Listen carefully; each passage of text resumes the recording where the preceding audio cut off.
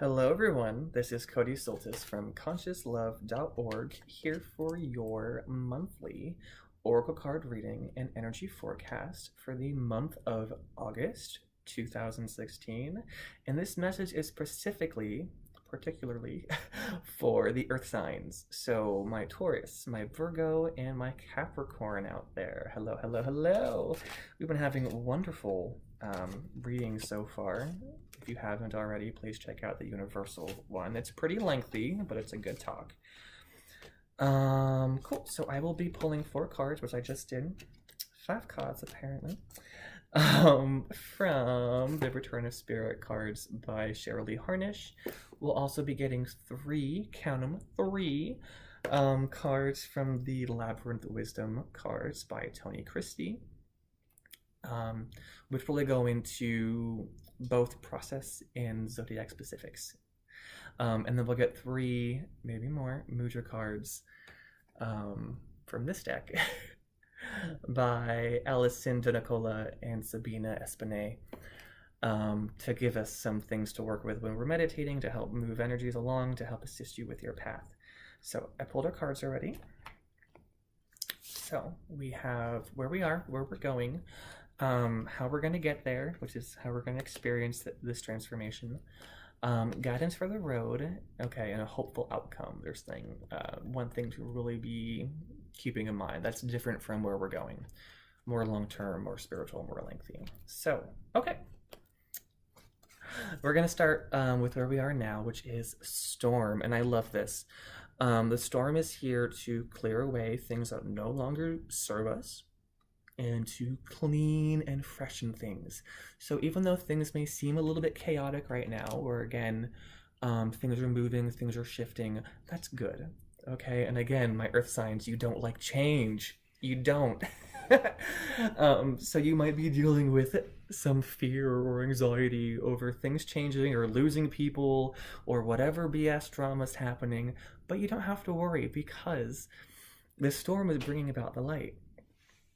It really is. It's freshening up things. It's cleaning and whisking away energy that doesn't need to be there so it can go other places and turn into other things. It's scooping away the dirt and flooding it down the river, and then it gets to go there and gets to fertilize plants and turn into nutrients and then blossom into the flower and then go into the pollen and the bees suck it up. Like, it's energy in motion, okay? So you might be feeling some turbulence, but so long as you know, and you do know, that this is clearing things up, this is for your benefit, okay? And we're moving towards birthing, which means you're shifting into a beautiful new paradigm of reality and existence. Again, birthing, good things sometimes have painful occurrences. Birthing is the reminder that sometimes we have to go through moments of tightness and darkness and unknowing as we move into a brand new expanded world with much more light and just a new experience. Whenever we create something, there's going to be some times of transition. You're shifting from one bubble of reality, quite literally, metaphorically, but like in a womb, and going out to the bigger womb that is Mother Earth. So again, that can always seem a little scary. That seems like you're not in the same place. Again, you guys, your energy is always material stuff, likes to deal with the here and now and manifesting stuff and really focusing with life and logistics, but not liking change, not liking, uncertainty, wanting control, liking that stability. But we're changing. And that's good. That's so good. And this is really saying, you've realized that your old way of being and living and that constricted consciousness that you wasn't working. And now you're getting pushed toward an even smaller, tighter space where it's like, what the heck's going on? I don't like this. This is uncomfortable. This is different. I don't like it. And I don't know where I'm going because I'm going somewhere. I've left where I was. I'm now in a worse situation where things are darker and tighter and more limiting. You're going to be able to breathe, okay? Towards the end of this, in a few more pushes of flavor, you're going to be free, okay? And you'll be able to have all these wonderful new experiences. So, Beautiful. So this is saying, um, oh, beautiful. You're healing your contact with deeper realities. I want to say, not so esoterically. Um, so this is how we're going to be experiencing this, and you're going to be making new connections. It's really about healing lost connections, and this is also about healing your connection with the divine, and with the divinity within you. And again, this tumultuous time really calls for faith, really calls for, that security with being insecure, which is what a lot of people seek religious experiences for. But this is a different kind of contact, and this is a different kind of reestablishing a connection. This is more of an internal connection, okay? And you might experience it with truly people coming to you and talking to you, but the internal energetic experience is bringing you back into alignment with spiritual communication, which doesn't mean that you have to start talking to spirit guides or angels or whatever, but you will have that personal breath of life and communication with God, with divine source, okay? There's going to be a little bit reestablished line of faith. Sorry. Yeah, with just a little bit more calming, soothing understanding of what's going on. That's what's going to be happening. You're going to be making that new contact. And it's going to be healing. And again, it's all with the root chakra. It keeps showing me with this card, with that right in the middle. That's where the fracture happened. Again, you were so grounded. We're so material life that sometimes we don't always dive into the spiritual. Or we do, but again, there's some uncertainty. There is some fear there because you guys like your stability.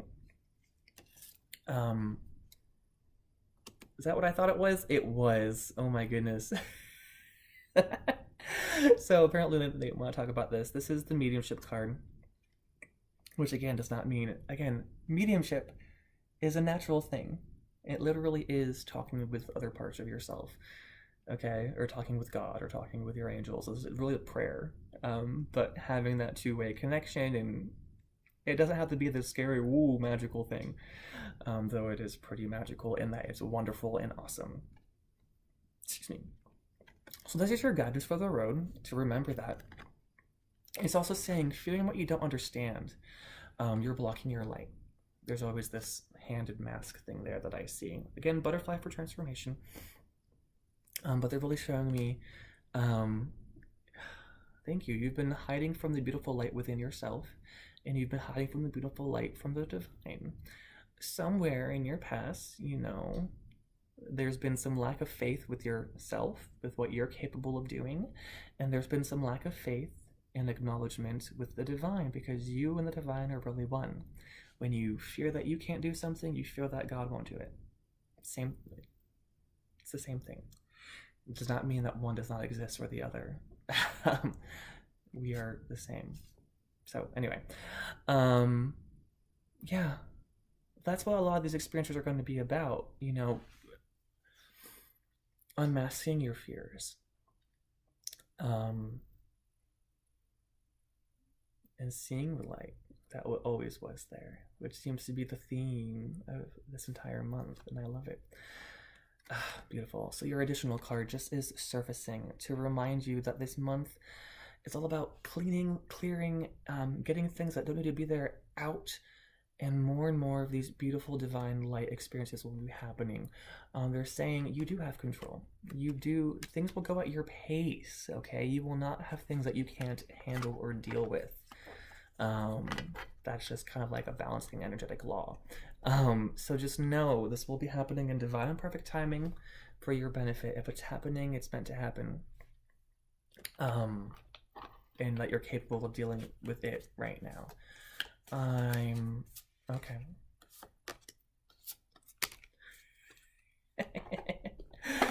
I got your 3 wisdom cards. This again kind of goes in order. Taurus, Virgo, and Capricorn, but it's also a beginning, middle, end, where you're going, path you're taking, ending, kind of more precisely for this month, how you'll be seeing things at the beginning of the month, how you'll be seeing things in the middle of the month and how you'll be seeing things towards the end of the month, so on and so forth. And the reason that, Taurus might be first Taurus, you're in a different placement in the zodiac, you're earlier in it, so you might be experiencing that part longer, but you will all experience all three of these, okay? Same thing, Virgo, you're going to be in that middle transitory part for a little bit longer. Same thing, Capricorn, the ending is going to be the longest part for you. That's how it's coming through. So, balance to start our journeys off, and again with Taurus there, who loves to rush ahead, but also right now is in that place of, there's a storm. I'm a bull in a china shop. Nurture your masculine and feminine sides. Bring them into balance. This is what's happening. This is also giving you a direction, though. It's also saying, allow this to happen. Okay? The universe is working with you to balance things out.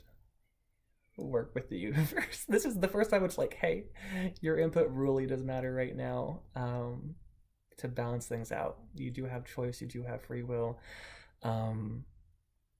Seek balance. That really is just the direct message.